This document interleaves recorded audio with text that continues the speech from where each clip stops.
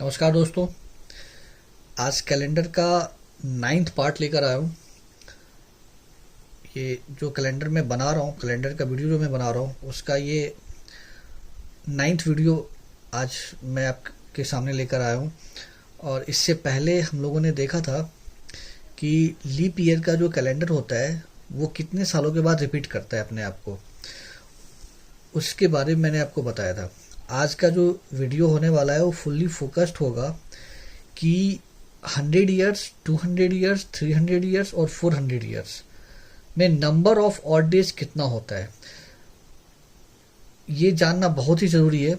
और ख़ास तौर से तब जब आपको कुछ इस तरीके का क्वेश्चन मिलता है कि 1900 ईयर्स में नंबर ऑफ ऑड डेज कितना होता है, 1700 ईयर्स में नंबर ऑफ ऑड डेज कितना होता है, तो हम कैसे उसको निकालेंगे और कितना लीप ईयर होता है 100 ईयर्स में, ये सारी बातें आज हम लोग जानेंगे।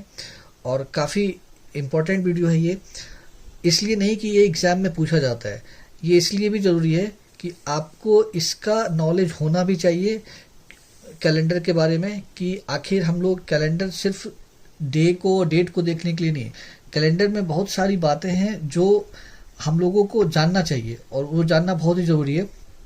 और एग्ज़ाम पॉइंट ऑफ व्यू से तो और भी ज़्यादा ज़रूरी है। तो आज का वीडियो हम लोग स्टार्ट करते हैं। तो मैंने यहाँ पे आप यहाँ ध्यान से देखोगे तो कुछ मैंने लिखा है, number of odd days in 100 years, 200 years, 300 years and 400 years.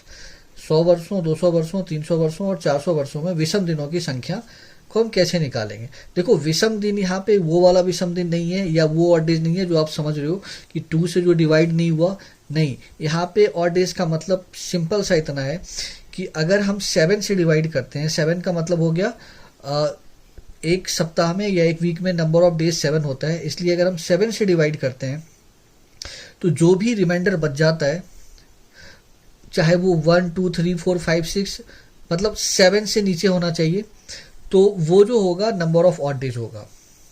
तो स्टार्ट करते हैं। सबसे पहले हम जानेंगे कि जब से कैलेंडर स्टार्ट हुआ, क्योंकि हमें 100 वर्षों, फिर 200 वर्षों, फिर 300 वर्षों और 400 वर्षों में देखना है कि नंबर ऑफ ऑड डेज कितना होता है। तो सबसे पहले हम 100 ईयर्स की बात कर लेते हैं और इसी को आधार मान करके हम आगे के क्वेश्चन को भी सॉल्व करते हैं। तो सबसे पहले हम देखते हैं 100 ईयर्स अगर है तो उसमें नंबर ऑफ ऑड डेज को हम कैसे निकालते हैं, क्या तरीका हो सकता है। देखो, नंबर ऑफ ऑड डेज निकालने का तरीका क्या होता है कि टोटल नंबर ऑफ डेज को हम निकाल लेते हैं, उसको 7 से डिवाइड करते हैं, उसके बाद जो भी रिमाइंडर बचता है वो नंबर ऑफ ऑड डेज होता है। ठीक है, तो जैसे अब 100 ईयर्स है तो अब 100 ईयर्स का मतलब हो गया, आप स्टार्टिंग से चलो, हर 4 साल के बाद लीप ईयर आता है, ऐसा मैंने बताया था आपको। अगर नॉन सेंचुरी ईयर है तो मैंने बताया था कि 4 से डिवाइड करते हैं लीप को चेक करने के लिए, और अगर सेंचुरी ईयर है तो 400 से डिवाइड करते हैं लीप चेक करने के लिए। तो आपको ये पता है कि हर 4 साल के बाद लीप ईयर तो आता है। ठीक है, तो अगर हम 1 से स्टार्ट करें तो हर चौथे साल के बाद लीप ईयर आएगा। तो इस तरीके से अगर देखा जाए तो 96 तक अगर आप चलोगे, 1 से लेके 96 ईयर तक चलोगे, तो यहाँ से यहाँ तक अगर आप ध्यान से देखो तो 24 लीप ईयर हो जाएगा। ठीक है, 24 लीप ईयर होगा। यहाँ तक क्लियर है। अब एक बात यहाँ समझना बहुत ज़रूरी है। देखो, ये जो 100 ईयर्स है, ये जो है 100th वाला ईयर जो है, ये 100th ईयर की बात कर रहा हूँ, पार्टिकुलर 100th ईयर की। ये एक सेंचुरी ईयर है ना, ये एक सेंचुरी ईयर है। सेंचुरी ईयर का मतलब हो गया कि जिसके लास्ट में डबल जीरो है। तो अब हम यहाँ देखते हैं क्या ये 400 से डिविजिबल है। सेंचुरी ईयर को हम लोग 400 से डिवाइड करते हैं, तो अगर आप 400 से डिवाइड करोगे तो आपको पता चलेगा कि ये 400 से डिविजिबल नहीं है। ठीक है, इसका मतलब ये हो गया कि ये 100th वाला ईयर लीप नहीं है। क्लियर। तो इसका मतलब अब 1 से स्टार्ट करके 100 तक जाते हैं तो 100वां साल लीप जो है वो नहीं है। तो इसका मतलब अगर मैं 100 ईयर की बात करूं तो यहाँ पे 2 चीज़ें आ जाता है। क्या क्या आएगा, एक कि 24 यहाँ पे लीप ईयर होता है। ठीक है, लीप ईयर होता है, आपको पता चल गया किस तरीके से, क्यों, क्योंकि 400 से डिविजिबल नहीं है 100 वाला, इसलिए 24 लीप होगा, 96 तक ही लीप होगा।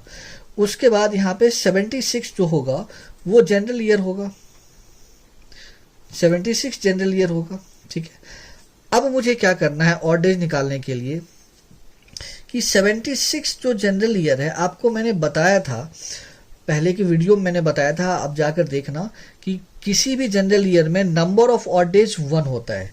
तो हम 76 को नंबर ऑफ ऑड डेज में बदलने के लिए 1 से मल्टीप्लाई करेंगे, करेक्ट। उसके बाद प्लस आपको ये भी बताया था कि किसी भी लीप ईयर में नंबर ऑफ ऑड डेज 2 होता है, तो 24 इंटू 2 करेंगे, करेक्ट। अब इसको आप थोड़ा ध्यान से देखो, 76 प्लस 48, ठीक है। अब इस दोनों को हम लोग ऐड कर लेते हैं, ये अब नंबर ऑफ डेज में आ रहा है कन्वर्ट होकर के, ठीक है।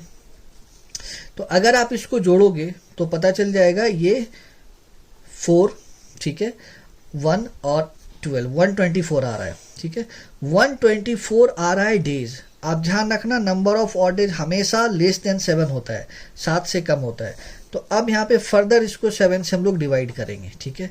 7 से अगर आप डिवाइड करोगे, ठीक है, तो यहाँ पे आप यहाँ ध्यान से देखोगे कि 5 आ रहा है रिमाइंडर में, ठीक है। ये रिमाइंडर 5 आ रहा है, ये जो रिमाइंडर 5 आ रहा है यही मेरा ऑड डेज होगा, ठीक है, यही ऑड डेज होगा। और ये ऑड डेज जो होता है वो 100 ईयर्स में होता है। तो कहने का मतलब ये हो गया कि 100 ईयर्स में अगर आप ध्यान से देखोगे तो 5 ऑड डेज होता है, 5 ऑड डेज होता है, ठीक है, इस तरीके से। तो ये बात आपको समझ में आ गया होगा कि किस तरीके से 100 ईयर्स में नंबर ऑफ ऑड डेज निकालते हैं। अब 200, 300 और 400 को भी देख लेते हैं। तो अब हम बात करते हैं 200 ईयर्स में कितना ऑड डेज होता है। ये तो मुझे पता चल गया कि 100 ईयर्स में नंबर ऑफ ऑड डेज जो होता है वो 5 होता है, 5 ऑड डेज होता है, करेक्ट। तो अब हम 200 ईयर्स को देख लेते हैं। देखो 200 ईयर्स में कितना ऑड डेज होगा ये भी निकालना आसान है। वो कैसे, देखो 2 इंटू 100, ठीक है। अच्छा 2 इंटू 100 में नंबर ऑफ ऑड डेज कितना है 5, तो 5 से मल्टीप्लाई कर लेते हैं तो कितना आ रहा है 10, ठीक है। 10 आ रहा है मतलब मोर देन 7 है। इसको फर्दर 7 से डिवाइड कर लेते हैं। 7 से डिवाइड करोगे तो यहाँ आएगा 3। इसका मतलब 200 ईयर्स में जो होगा वो 3 ऑड डेज होगा। 200 ईयर्स में हो जाएगा 3 odd days, correct, 3 odd days. ये ऑड डेज आता कैसे मैं आपको बता रहा हूँ, किस तरीके से हम इसको ऑड डेज को निकालते हैं, इसका मैं पूरा प्रोसेस बता रहा हूँ। आप अगर एग्जाम पॉइंट ऑफ व्यू से देखना चाहते हो तो आप सिंपली सिर्फ नंबर ऑफ ऑड डेज को याद रखना और क्वेश्चन सॉल्व करने में आसानी हो जाएगा। अब हम बात कर लेते हैं 300 ईयर्स में कितना ऑड डेज होगा। तो ध्यान से देखते हैं, आप इसको 3 इंटू 100 तो नोट कर ही सकते हो, 3 और 100 में आपको पता ही नंबर ऑफ ऑड डेज 5 है, तो 5 ये कितना आ रहा है 15। अच्छा नंबर ऑफ ऑड डेज हमेशा कितना होता है 7 से कम, 7 से डिवाइड कर लेते हैं 14 और यहाँ कितना आ रहा है रिमाइंडर 1, मतलब ऑड डेज कितना आ रहा है 1। तो 300 ईयर्स में अगर आप ध्यान से देखोगे तो 300 ईयर्स में नंबर ऑफ ऑड डेज होता है 1 ऑड डेज, ठीक है, 1 ऑड डेज होता है, करेक्ट। अब बात कर लेते हैं 400 ईयर्स की। तो देखो 400 ईयर्स में नंबर ऑफ ऑड डेज कितना होता है, इसको कैसे निकालेंगे। तो देखो सिंपल सा तरीका है। सबसे पहले ऐसा समझो, ये थोड़ा इंपॉर्टेंट भी है, 4 इंटू 100, ठीक है, इतना तो करेंगे ही करेंगे, प्लस यहाँ पे एक और ऐड हो जाएगा ऑड डेज। अब ये आपको पता करना है कैसे ऐड होगा, तो मैं बता देता हूँ। देखो 400 वाला ईयर ना 400 से डिवाइड हो रहा है, ठीक है, मतलब ये लीप ईयर है। और लीप ईयर जब होता है, क्योंकि ये 400 एक सेंचुरी ईयर है और 400 सेंचुरी ईयर को हम लोग 400 से डिवाइड भी करते हैं, तो डिविजिबल है ये, इसका मतलब ये लीप ईयर होगा। लीप ईयर का मतलब नंबर ऑफ ऑड डेज एक बढ़ जाएगा, ठीक है, इसलिए मैंने यहाँ पे 1 करा है।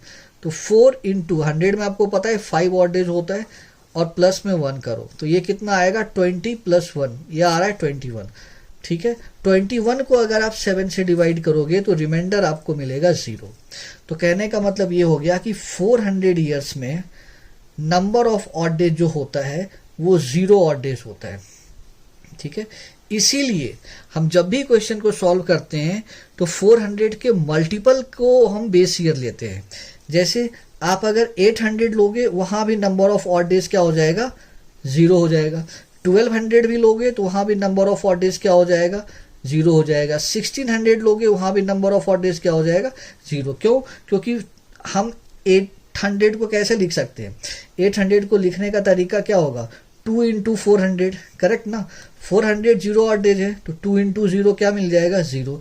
तो जो भी 400 का मल्टीपल आता है ना, उसमें नंबर ऑफ ऑड डेज 0 हो जाता है।